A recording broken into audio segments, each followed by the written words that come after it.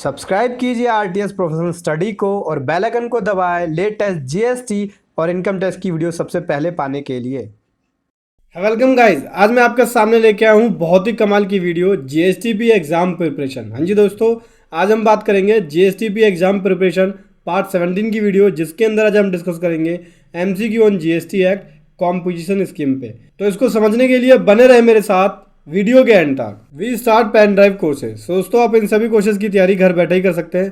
तो इस नंबर पे कॉल कीजिए या फिर इस वेबसाइट पर जाके विजिट कीजिए।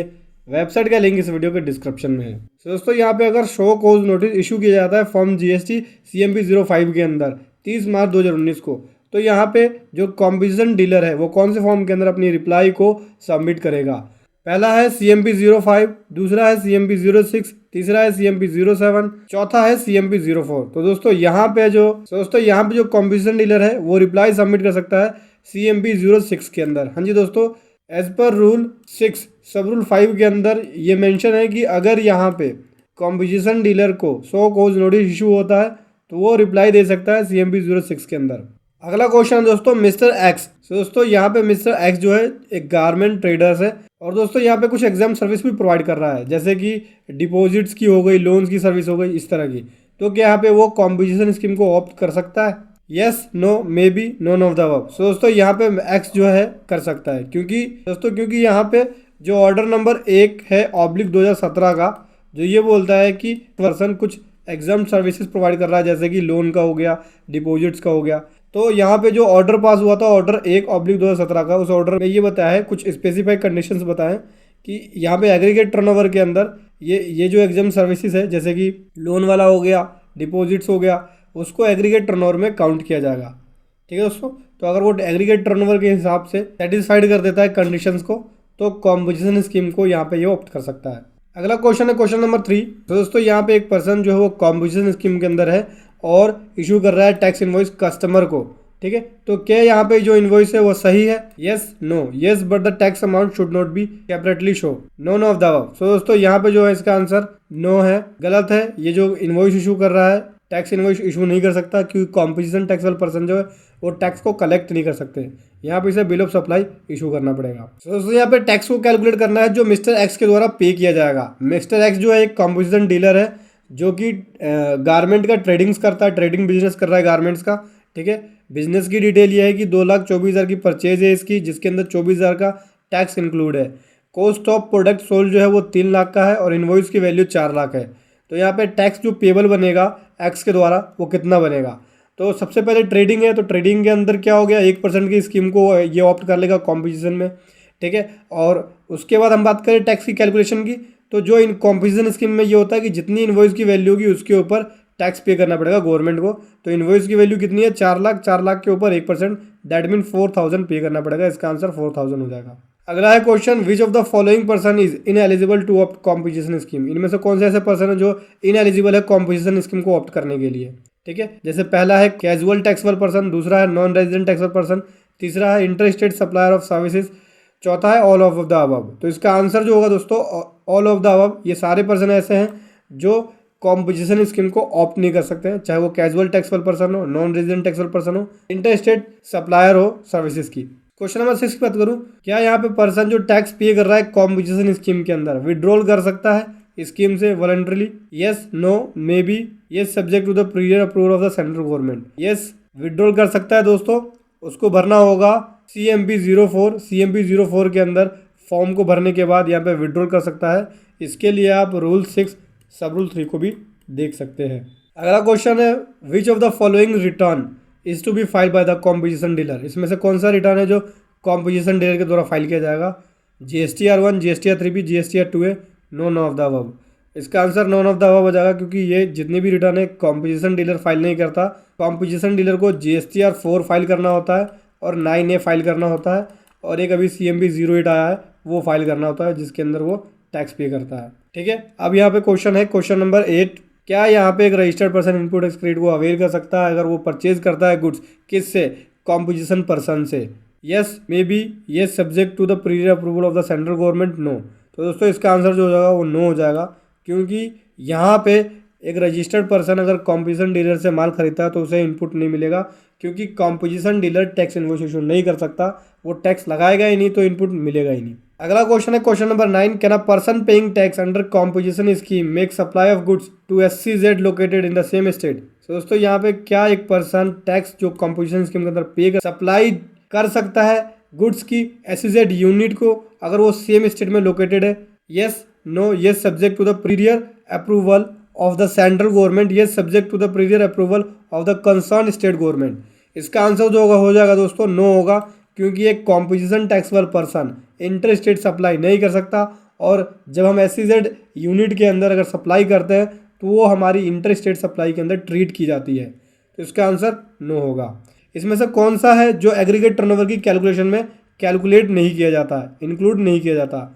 जैसे value of taxable supplies, value of exempt supply, non taxable supplies, value of invert supplies on which tax is paid on reverse charges basis. तो इसका आंसर हो जाएगा डी हो जाएगा, क्योंकि ये सभी चीज़ें एग्रीगेट टर्नओवर के अंदर कैलकुलेट करते वक्त हम इंक्लूड करते हैं। जैसे टैक्सेबल सप्लाई हो गई, एग्जाम्प्ट सप्लाई हो गई और नॉन टैक्सेबल सप्लाई हो गई।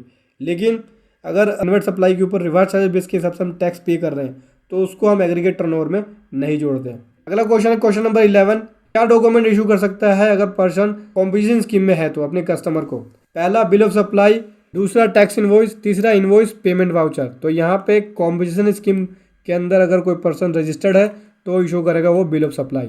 अगला क्वेश्चन है दोस्तों क्वेश्चन नंबर 12, दोस्तों क्या यहाँ पे पर्सन ऑपरेट कर रहा है रेगुलर स्कीम को और वो शिफ्ट होता है कॉम्पोजिशन स्कीम के अंदर, तो क्या वो फाइनेंशियल ईयर के मिडिल में जा सकता है कॉम्पोजिशन स्कीम के अंदर रेगुलर से? Yes, no, none of the above. No दोस्तों, नहीं जा सकता, क्योंकि अगर वो रेगुलर स्कीम के अंदर है और वो कॉम्पोजिशन स्कीम में जाना चाहता है तो फाइनेंशियल ईयर के मिडिल में नहीं जाएगा, बल्कि फाइनेंशियल ईयर की स्टार्टिंग में उसे जाना पड़ेगा।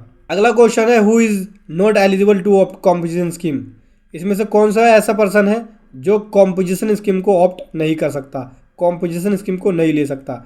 जैसे कॉटन मैन्युफैक्चर हो गया, आइसक्रीम मैन्युफैक्चर हो गया, रेस्टोरेंट सर्विस प्रोवाइडर या फिर आइसक्रीम ट्रेडर। तो इसका आंसर जो है वो 13वें का बी हो जाएगा, आइसक्रीम मैन्युफैक्चर नहीं ले सकता कॉम्पोजिशन स्कीम को।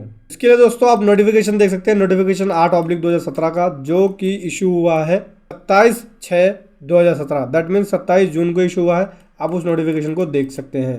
दोस्तों यहाँ पर रेट क्या होगा कॉम्पोजिशन डीलर अगर वो सप्लाई करता है मिक्स सप्लाई जैसे गुड्स और सर्विसेज का, तो रेट क्या होगा यहाँ पे? 5%, 1%, 2%, 6%। तो इसका आंसर हो जाएगा दोस्तों 6%।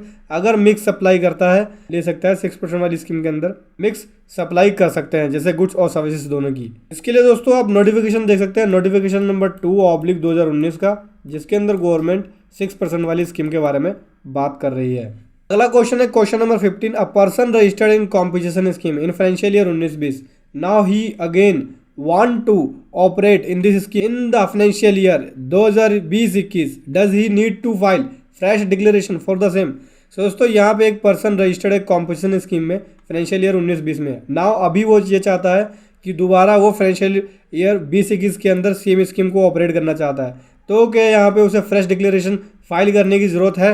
Yes, no, may be, none of the above. तो इसका आंसर जो हो जाएगा दोस्तों नो। अगर वो एक बार कॉम्पोजिशन स्कीम ले लेता है तो दूसरे फाइनेंशियल ईयर के अंदर फ्रेश डिक्लेरेशन फाइल करने की ज़रूरत नहीं है। आप रूल देख सकते हैं, रूल 5 सब रूल 2, जिसके अंदर इस बारे में बताया गया है। दोस्तों यहाँ पे अगर पर्सन ऑप्ट करता है कॉम्पोजिशन स्कीम को, तो क्या उसे यहाँ पे फॉर्म फाइल करना होगा GST TRAN 1 and ITC 03? Yes, no, only TRAN 1 can be file, only form GST ITC 03 can be file. तो इसका आंसर डी हो जाएगा, यहाँ पे केवल उसको ITC 03 फाइल करना है।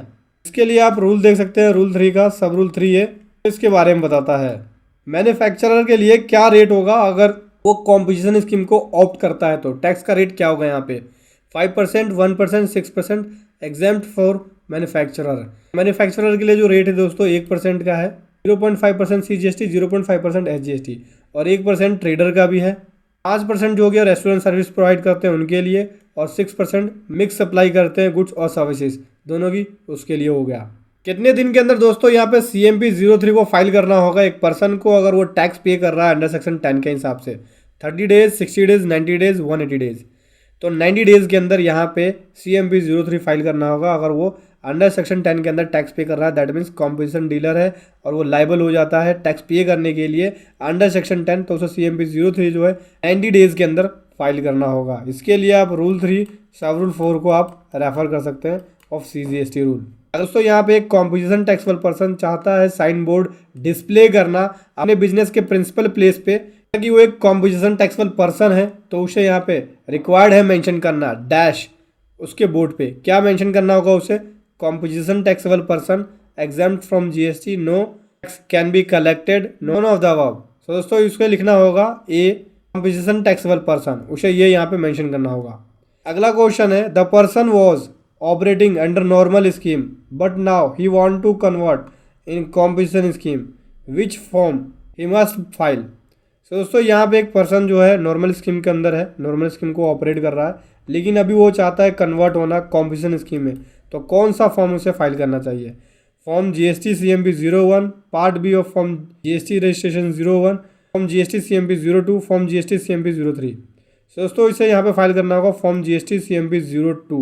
इसके लिए आप रूल को रेफर कर सकते हैं, रूल 3 अब रूल 3 है, जिसके अंदर ये इसके बारे में बताया गया है कि अगर आप नॉर्मल स्कीम से कॉम्पोजिशन स्कीम में जाते हैं तो आपको CMP 02 फाइल करना होगा।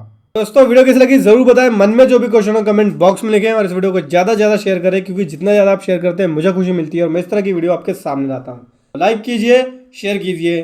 Thank you so much. जय हिंद, वंदे मातरम।